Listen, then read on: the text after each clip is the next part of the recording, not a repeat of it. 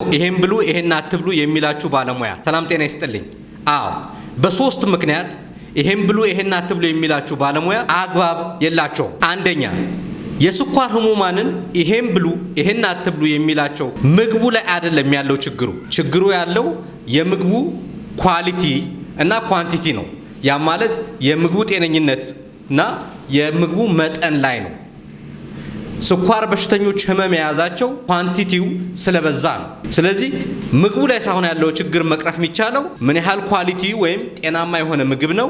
ሁለተኛ ደግሞ ኳንቲቲውን እጅግ በጣም ማሳነስ ነው። ሁለተኛው ለጠቅላላ ለህብረተሰቡ የሚታዘዘውን እንጂ ለኢንዲቪጁዋል የሚታዘዘውን አይደለም። ባለሙያው የእናንተን አመጋገብ፣ የእናንተን ኑሮ፣ የእናንተ የምትወዱትን የምትጠሉትን ምግብ አያውቅም። አብዛኛውን ጊዜ የሚሰራው ስራ የምትወስዱትን ካርበን መቆራረጥና ካርበን የሌለው ምግብ መስጠት ነው። ሶስተኛውና የመጨረሻው ይሄ ምክር ይሄን ብሎ ይሄን አትብሉ የሚባለው ምክር ሁለት ነገሮችን ያላገናዘበ ነው። አንደኛው የሰዎችን የአኗኗር ኢኮኖሚ ያ ማለት ዝቅተኛ ገቢ ይኖራቸው፣ መካከለኛ ገቢ ይኖራቸው፣ ከፍተኛ ገቢ ይኖራቸው መካሪው ወይም ባለሙያው አያውቅም። ሁለተኛውና የመጨረሻው ደግሞ ከሰው ልጅ ተፈጥሮ ጋር አብሮ መሄድ አይደለም። የሰው ልጅ ይሄን አታድርግ ሲባል ይሄን አትብላ ሲባል ሁል ጊዜ አይምሮ ፎከስ የሚያደርገው አትብላ አታድርግ የተባለው ነገር ላይ ነው። ስለዚህም ለጊዜው ሊታገል ይችላል፣ በአይምሮ ላይ ደግሞ ግብ ሊፈጥርበት ይችላል።